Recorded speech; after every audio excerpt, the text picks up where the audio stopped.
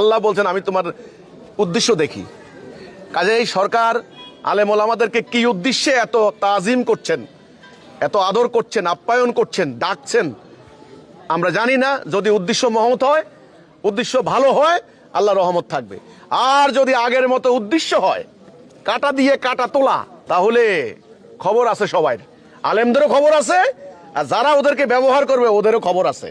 Tarique Zia BNP কি কারণে তারা আলেমদেরকে নিয়ে আলেমদের দোয়া নিচ্ছেন, আশীর্বাদ নিচ্ছেন, তাদেরকে নিয়ে ইফতার খাওয়াচ্ছেন, এটা আমি তাদের মনের খবর জানি না। কিন্তু অতীতে আমরা দেখেছি, যেটা অতীত আওয়ামী লীগ সরকার, ওনারা কি করছেন, বাংলাদেশে কিন্তু বিভিন্ন ধরনের ধর্মীয় ফ্যাক্টর আছে, এখানে ধর্মীয় দল আছে, ওনারা ওটাকে মানে ডিভিশন করেছেন, ভাগ করেছেন, ক্লারিফাই করেছেন, ক্লাসিফিকেশন করেছেন। একটা হলো সুফিবাদী ঘরানার ইসলাম, ওটা নিয়ে কোনো মাথা ব্যথা নাই। সুফিবাদী ঘরানা মানে মাজার টাজার নিয়ে পড়ে আছে, আধ্যাত্মিক সাধনা করে, এটার নাম সুফিবাদী মারিফতি ইসলাম। আরেকটা ইসলাম আছে উগ্রবাদী ইসলাম, এরা মানে কোনো হামলা করে, জেহাদ, কেতাল, যুদ্ধ, এটা হলো উগ্রবাদী ইসলাম। আরেকটা ইসলাম আছে মডারেট ইসলাম, পলিটিক্যাল ইসলাম, রাজনৈতিক ইসলাম, ওরা ভাগ করছে আর কি। আচ্ছা, এখন পলিটিক্যাল ইসলাম, মডারেট ইসলাম, এটাকে মোকাবেলা করার জন্য তারা কাটা দিয়ে কাটা তোলার নীতি আর কি, যাকে বলা হয় কাটা দিয়ে কাটা তোলার নীতি। এখন ধর্মীয় দল থ্রেট, যেমন গত সরকারের টাইমে জামাত সহ এরা খুব থ্রেট ছিল সরকারের, এরা মোকাবেলা করা যাচ্ছিল না।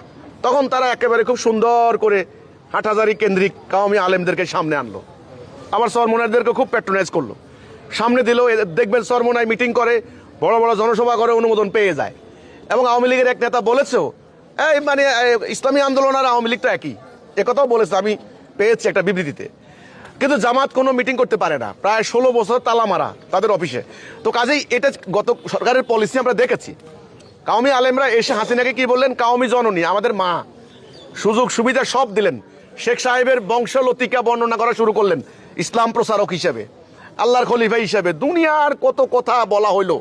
শেখ হাসিনা একেবারে জান্নাতে চলে গেছেন, এবং এই নৌকা হলো নূহ আলাইহিস সালামের কিস্তি, এমন আলোচনাও আলেমদের মুখে আমরা শুনছি। আচ্ছা, আসলে উদ্দেশ্যটা কি ছিল?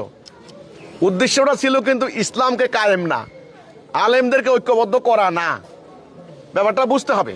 হ্যাঁ, আলেমদের, ওনারা জানে আলেমদেরকে, আমার এই কথা শুনে আলেমরা মনে কষ্ট নিয়েন না, ওরা জানে যে হুজুরদেরকে কিছু ভালো মন্দ খাওয়াইলে হুজুরা খুশি হয়, এটা জানে। এই জন্য একেবারে গণভবনে বড় বড় মুরগির রান, খাসির রান, মোটামুটি সব সিস্টেম করা হয়েছে। কিন্তু এটা আলেমদেরকে ঐক্যবদ্ধ করার জন্য না, ইসলাম কায়েম করার জন্য না। আমি গতবারের মূল্যায়ন করতেছি আর কি। এখন এই বছর মাননীয় প্রধানমন্ত্রী তিনি আলেম ওলামাদেরকে যেভাবে সোহবত নিচ্ছেন, দোয়া নিচ্ছেন, আশীর্বাদ নিচ্ছেন, মিটিং করছেন, এটা যদি আলেমদেরকে জাতির কল্যাণে ঐক্যবদ্ধ করার উদ্দেশ্যে হয়ে থাকে ভালো, আল্লাহর রহমত থাকবো। আর যদি ওই আগের মতো পলিসি হয় যে কাটা দিয়ে কাটা তুলমু, জামাত সহ অন্য সংগঠনকে আগামীকাল এরা হুমকি দিছে, কিন্তু ঈদের পরে আন্দোলন করব, এরা তো এখন বিরোধী দলে, ইসলামের কথা কয়।